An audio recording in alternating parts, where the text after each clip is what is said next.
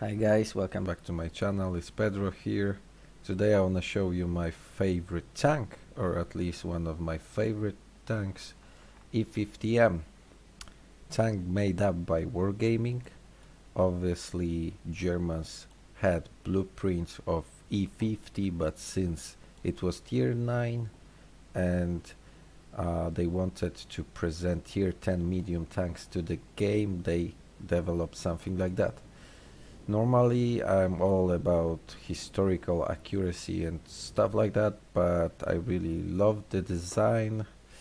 It's not perfect, but in general, well, here you can see it with this new 3D style that was available with this new event and also in the past. Why I love these tanks? Because it reminds me of stuff that, well, it has some features that German tanks have. It's kind of square-like in many places, and it's heavy, not that fast. It has this Second World War vibe. But from those technicalities, from the parameters, what is great, what is the best thing about the tank? The best thing about the tank is the gun, the accuracy, that is reliable, and you can count on it. That's how I would put it. So the gun, the armor is quite good. It's well. Frontal upper plate armor is really strong. Obviously, like with German tanks, the lower plate is not so good.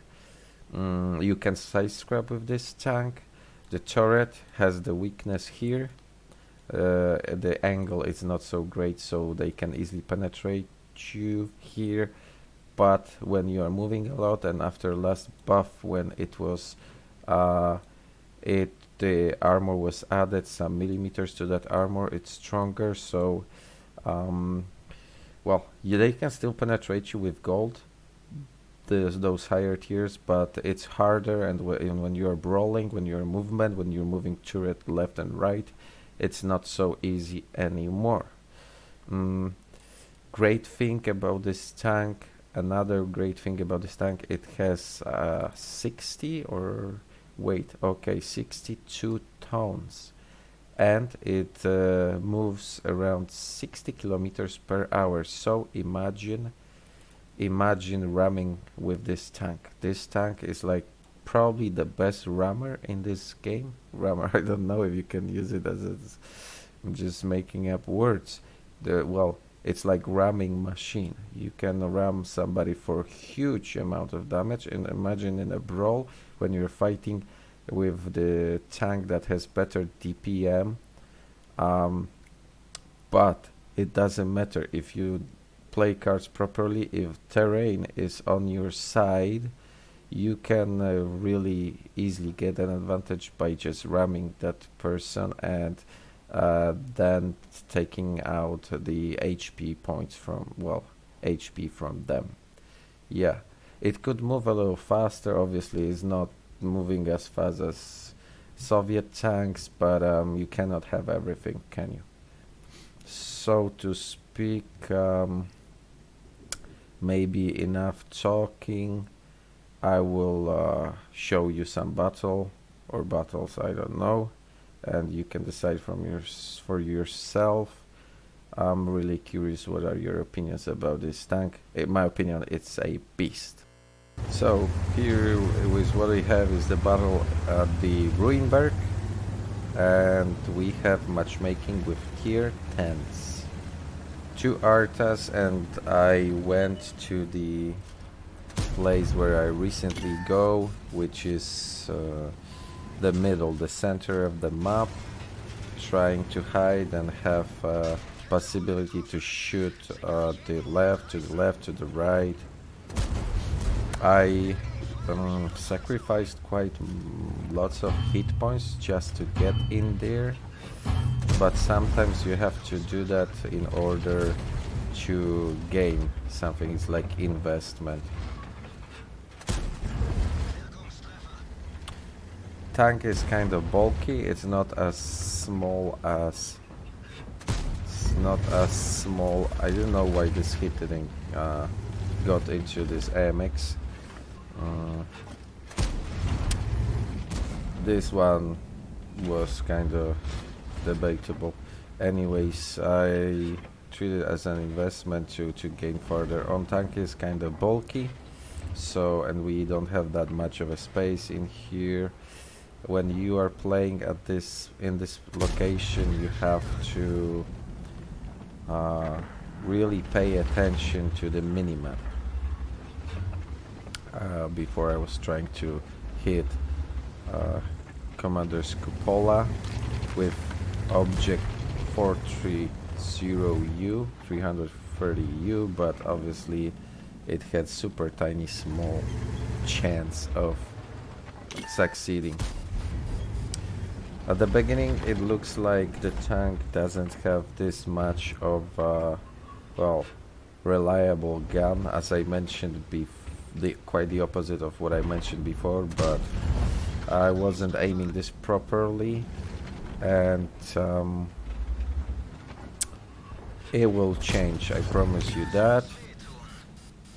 Plus, one thing, when I was playing this battle, as far as I remember, you wasn't using the exact configuration that I'm using right now. I was using optics, ventilation, rammer, and optics.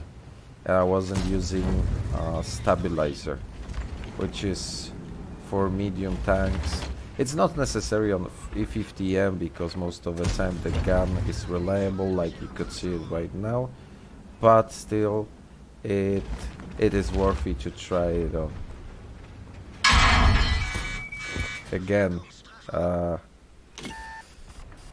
this wasn't profitable for me, exchange like that, but I managed to deal the second shot after all, so in the end it wasn't that horrible as it could be seen. Again, battle, like it looks like it's gonna be around 15-1, so their team is being completely demolished. Look at that beautiful shot. I mean, the precision of German guns is amazing. Probably it's not at the level of Leopard, but still I prefer 10 times more this tank than Leopard. Well, I prefer this tank than majority of the tanks, and Leopard is still great, don't get me wrong. This is awesome tank, but look at that again. I think it shows perfectly what this gun is capable of, and as I suspected, this battle ended up quite fast, not much to show off. But look, what we've done here, we used perfectly the position. Obviously our team was dominating and there was not much time to show it, but we've done a lot because we've taken an important strategic location. We were putting like checkmate to both sides, to the city, to the other side of the map, to the academics, or however people are calling it, and it paid out. You will see in the battle results that it's a ranked battle and we got quite high score. Second battle that I want to show is a battle on the Himmelsdorf, or the nickname for that map, Hitlersdorf. I won't lie, it's one of my favorite maps. I remember playing having some nice matches on this map since the game was published. Well, since I started to play, it was closed beta. Don't know, 9 or 10 years almost ago, and there weren't so many maps as right now. And I remember I was playing many nice battles here, even with the predecessors of the E50m, which was like Panzer 2. Panther 1 was tier 8 then, Panther 2 was tier 9. Remember sniping from this castle down there to the city, and you could get really awesome results. So this is ranked battle. I don't like personally ranked battles because people are playing, well, it shows like all those, some would say, evil, low human behaviors, like not playing for the team but just to get as much points as possible, abandoning you, etc., etc., camping like in the on the edge of the map, etc. You could see it there with sniping. Obviously cancer is not giving me a break. You can see the precision of this gun here. We gotta watch out, it's not perfect tank for the hold down game style play, because the turret can be penetrated, so we gotta watch out. And usually people on ranked battles, not only but special ranked battles, they're shooting gold. Salute.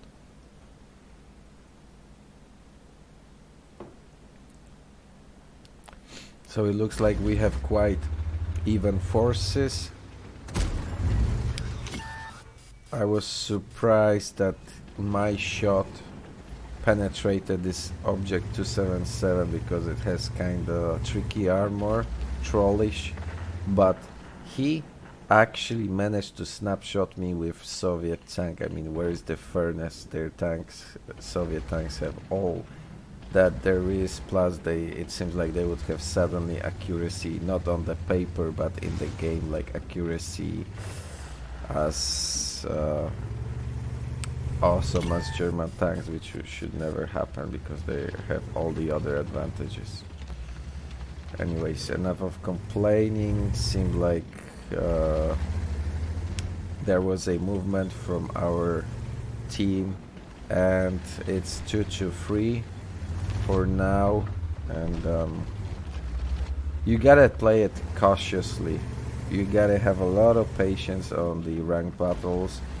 There is lots of camping, unfortunately, but I've noticed some small window of opportunity in here, so I'm going for it, or trying to shoot into their asses.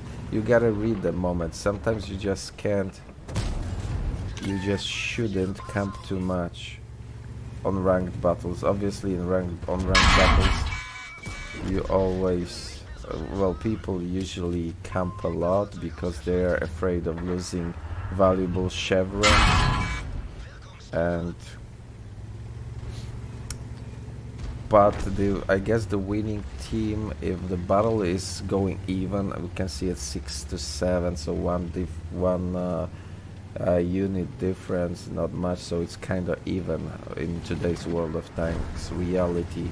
So you gotta read the situation well to know if you should push or not, how much, how long, for fuck's sake, can you camp. It's never gonna be profitable if you're gonna camp too much. We gotta watch out right now. We are one-shottable for majority of the tanks. That was a nice shot, and it was possible thanks to this amazing gun.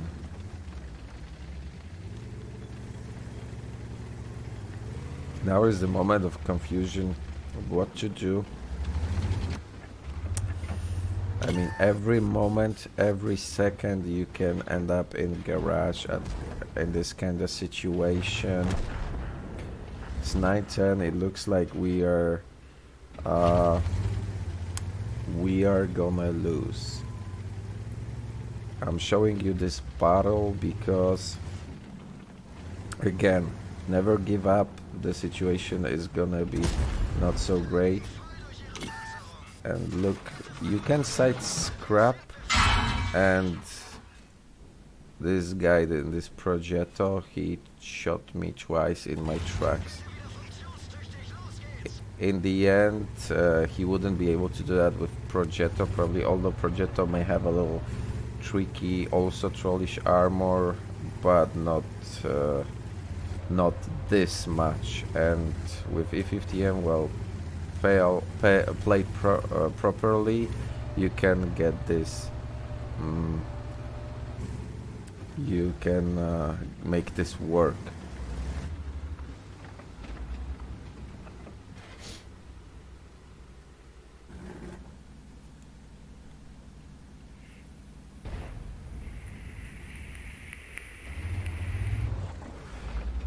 Again, playing with cards that you have, you're one-shottable. It may end up quite fast, your team may lose, and you gotta think, consider. Look at the map, what's happening. We have here light, Progetto, and 2 artists. Again, another nice shot with this gun to the Conqueror GC.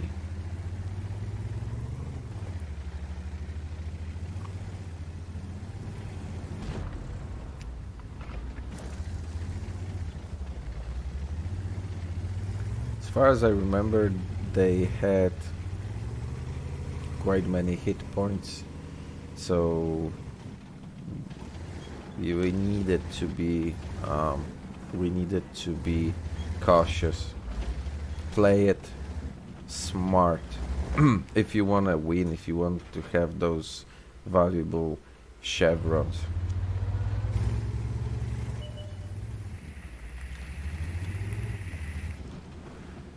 So why am I waiting? Why am I holding up? Because I don't want to be a food for Conqueror GC that had backup from Progetto, and their Leopard is doing a lot. He just taken 2 frags, so basically I was left with 2 artilleries against 2 tanks. Most of the time this light tank was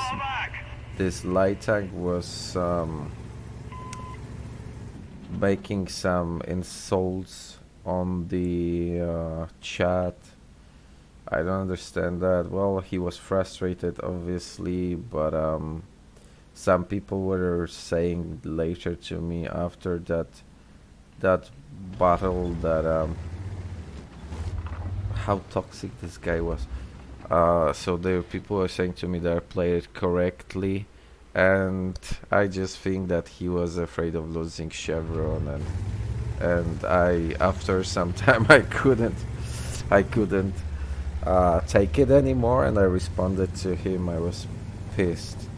Anyways, battle is not over yet, and I think I played correctly. I would do the same again if I would be in the same situation all over again.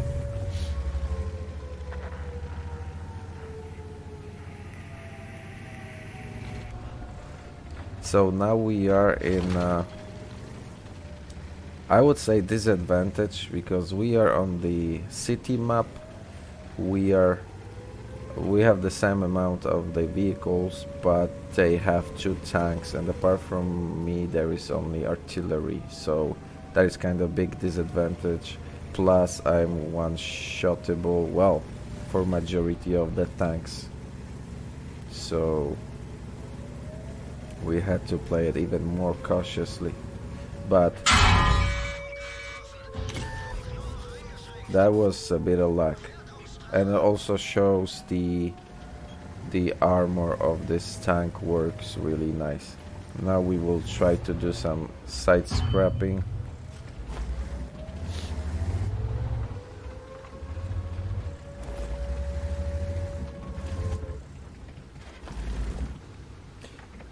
To be honest, at that point I thought that it's lost already,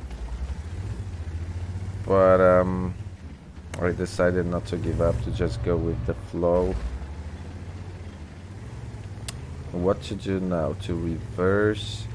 I expected at this point that they will try to get behind to flank me, as it will be seen in a moment. That was a right call.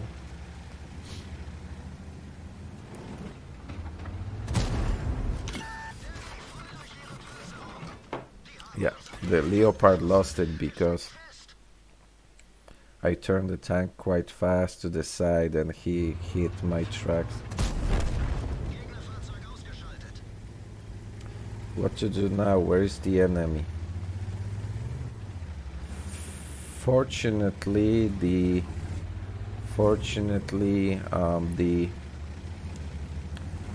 bat shot artillery. I hate artillery. Hate artillery, but this one, the player was quite reasonable and he do rational thing. He came up to aid me.